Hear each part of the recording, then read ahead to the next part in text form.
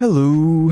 For today's video, we are back to Warlock. Now, I know what you're thinking, yet another Dawn Chorus build, but I just figured I may as well put one out there, even though there's already tons of them out there, because why not? I like using it, it's fun to use, and I found a good mix of mods to use with it that I personally really enjoy using. Now, while this build is good for in-game content, I'm not going to pretend and sit here and say that this is the best build in the world. There are much better things, with like Sun Bracers, for example, in Top Tree. That is probably the best solar Warlock build out there, but this one can still hold its own. There are aspects of it that are flawed, but nonetheless, it's still enjoyable to use. For me, at least. Anyway, let's carry on. So, Dawn Chorus Solar Bottom Tree. Of course, what else would you run with it? I was actually testing Top Tree, but I didn't like it so much. I like Bottom Tree more so. So, first off, what Dawn Chorus does, your Daybreak projectiles cause targets to burn on contact and deal more damage to them. That is a nice little bonus to our build. The main thing that we want to focus on is all of your burn effects last longer, and you gain a small amount of melee energy each time one of your burns damage a target. So this is going to correspond with a lot of stuff in our build. We have Warmind Cells that trigger our burn, we have our melee that triggers the burn, and we have our grenade that triggers the burn.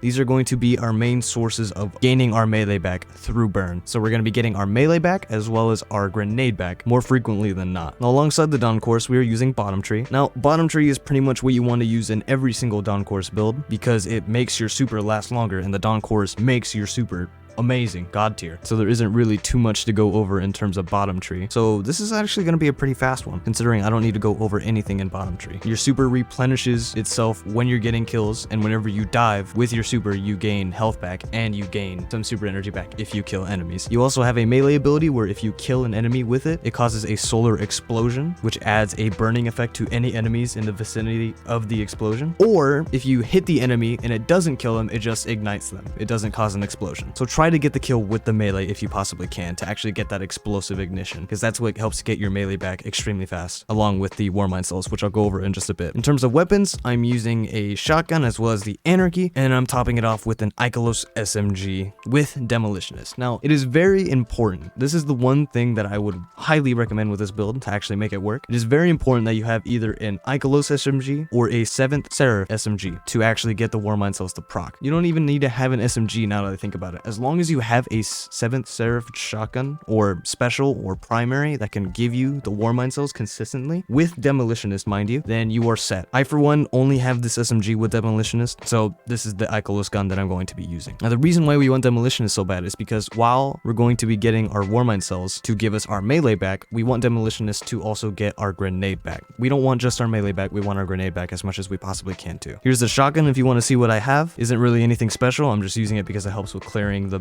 majors and such if I don't want to use my heavy ammo. And I'm using Anarchy as well for boss DPS, since we need the boss DPS if we don't have our Dawn Chorus. Most of the time, our super with our Dawn Chorus will be able to kill any major or boss in the game, or at least deal massive damage. But if you're running some Grandmaster Nightfalls or higher tier Nightfalls or Raid, for example, then you want the Anarchy or some other boss DPS to help with your Dawn Chorus DPS. So like Anarchy, Lament, Xenophage. I wish I could say Whisper of the Worm, but I think they gutted it. Moving on to stats, I have 100 strength along 70 discipline. You can go either or in this scenario. I would possibly go more into discipline actually, so you can get your grenade more consistently. But for me, I'm using strength. Either or is fine. Personal preference for me is strength. It's up to you though. The reason why we're speccing mostly into these two though is because once again, we want our melee as well as our grenade as fast as we possibly can. The gains that we get from Demolitionist as well as the burning effect from Dawn Chorus isn't the best in the world. It does the trick, but it can use the extra boost. So that's what we have in return. I also have 50 mobility, 50 resilience, 40 recovery, and 30 intellect. Nothing too special, nothing fancy at all. Moving on to mods, or Charge of Light mods, are Radiant Light, which it gets us plus 20 strength if we have another arc mod within the same armor piece, or another arc Charge of Light mod within a different armor piece. We have Global Reach, which increases the area in which the Warmind Cell damages the enemy, so it goes from a simple bomb to a tactical nuke,